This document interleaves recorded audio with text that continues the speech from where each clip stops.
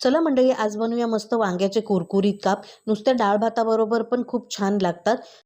त्यासाठी मी इथे घेतलेली ही मोठी भरीत ज्याचं आपण करतो ती वांगी घेतलेली आहेत. मोठी मीडियम साईजच्या चकत्या करून घ्यायच्या आहेत. हे बघा, जाड पण नाही, खूप पातळ पण नाही करायच्या आणि मिठाच्या पाण्यात घालून ठेवायच्या आहेत. ही जी सुरी आहे ना, ती मी मेशोवरून घेतली. 3 सुऱ्यांचा सेट आहे. तुम्हाला हवे असेल तर कमेंट करा, मी लिंक देईन. कापांना लावण्यासाठी एक वाटण वाटून घेऊया. आलं, लसूण, हिरवी मिरची आणि कोथिंबीर कापांना लावून घ्यायचं आहे.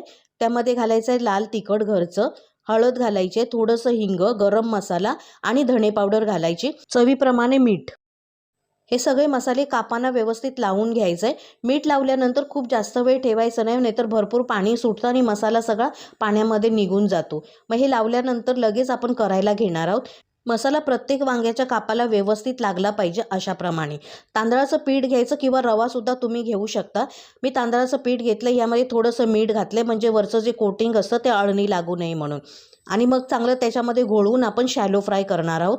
तेल घालायचं. तेल चांगलं तापलं की प्रत्येक असं काप तुम्ही तव्यावर घालून ठेवायचं. मीडियम गॅस करायचा. मीडियम गॅसवरती शॅलो फ्राय करून घ्यायचं आहे.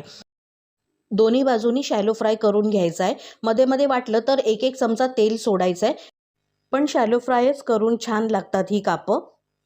ही कापं केलीत तर तुम्हाला भाजीची गरजच लागणार नाही. नक्की करून बघा.